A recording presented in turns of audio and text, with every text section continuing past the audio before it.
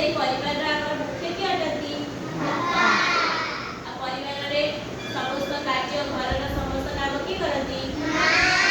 କରନ୍ତି ନାଇଁ? ତ ବାବା ଦୋକାନରୁ ସଉଦାପତ୍ର କିଏ କରନ୍ତି? ତମର ବାବା କରନ୍ତି। ଆଉ ଘରର ମୁଖ୍ୟ କାହାକୁ କୁହାଯାଏ? ବାବା। ତ ବାବା ଆମ ଘରର ହଉଛନ୍ତି ମୁଖ୍ୟ। ମାନେ ଯାହା ବି ଆମେ କାମ କରନ୍ତି ବାବାଙ୍କୁ ପଚାରି କରନ୍ତି। ଆଉ ମା ଯିଏକି ଆମର ଯତ୍ନ ନିଅନ୍ତି, ଆମର ସେବା କରନ୍ତି, ନାଇଁ? ଆମ ପାଇଁ କିଏ ରୋଷେଇ କରନ୍ତି? ମା କରନ୍ତି। ତ ବିଭିନ୍ନ ପ୍ରକାର ମିଠା, କ୍ଷୀରି, ପିଠା ଏସବୁ ଜିନିଷ କିଏ ତିଆରି କରନ୍ତି? ମା ତିଆରି କରନ୍ତି। ଆଉ ଆମର ଯତ୍ନ କିଏ ନିଅନ୍ତି? ମା ନିଅନ୍ତି। ଆଉ ବିଭିନ୍ନ ପ୍ରକାର ସଉଦାପତ୍ର ଘରର ଜିନିଷପତ୍ର କିଏ ଆଣନ୍ତି ଘରକୁ? ତ ସେଥିପାଇଁ ବାପା ଆଉ ମା ଦି ଜଣ ଯାକ ଆମ ପରିବାରର ମୁଖ୍ୟ। ବାପା କାର୍ଯ୍ୟ କରନ୍ତି ଆଉ ମା କଣ କରନ୍ତି? ରୋଷେଇ କରନ୍ତି। ଏ ଦେଖ ସମସ୍ତେ ଏଇଠି ଅଛନ୍ତି। ତ ୟାକୁ କୁହାଗଲା କେବଳ ବାପା, ମା, ଭାଇ, ଭଉଣୀ ଯଦି ଏତିକି ପରିବାରରେ ରୁହନ୍ତି ତ ତାକୁ କୁହାଯାଏ, ତାକୁ କଣ କୁହାଯାଏ? ନାଇଁ, ଛୋଟ ପରିବାର ବା ସୁଖୀ ପରିବାର।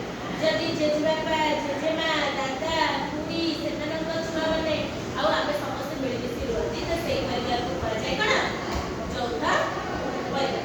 ଯୌଥ ପରିବାର ଆଉ ଛୋଟ ପରିବାର କଣ ଜାଣିଲ? ନା ଛୋଟ ପରିବାରରେ ମଧ୍ୟ ଜେଜେବାପା, ଜେଜେମା, ଯଦି ଜେଜେବାପା ଅଛନ୍ତି ତ ସେଇ ପରିବାରରେ ଜେଜେବାପା ମୁଖ୍ୟ ଅଟନ୍ତି। ଆଉ ଯଦି ଜେଜେବାପା ନାହାନ୍ତି ତ ସେଇ ପରିବାରରେ କାହାକୁ ମୁଖ୍ୟ ବୋଲି କହିବା ଆମେ? ବାପାଙ୍କୁ। ଆଉ ସବୁବେଳେ ମା ଆମକୁ ବିଭିନ୍ନ ପ୍ରକାର ଶିକ୍ଷା ଦିଅନ୍ତି। ଏଇ ଦେଖ ମା କଣ କରୁଛନ୍ତି? ମା ଏଠି କଣ କରୁଛନ୍ତି? ରୋଷେଇ କରୁଛନ୍ତି। କିନ୍ତୁ ଏଠି ତାଙ୍କ ଝିଅ ବି କଣ କରୁଛି? ମାଙ୍କୁ କିଛି କାମରେ ସାହାଯ୍ୟ କରୁଛି।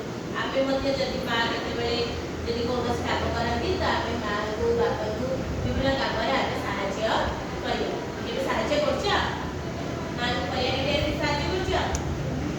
ତ ବିଭିନ୍ନ ପ୍ରକାର କାମରେ ଝାଡୁ ମାରୁଥିବେ ମା, ମତେ ଦିଅ ମା, ମୁଁ ଝାଡୁ ମାରିଦେବି। ସେଇପରି ଭାବରେ ବାପା, ମା ସମସ୍ତେ ଯେଉଁ କୌଣସି ଯଦି କାମ କରୁଛନ୍ତି ଆମେ ଯେଉଁ କାମ କରିପାରିବୁ ସେଇ କାମରେ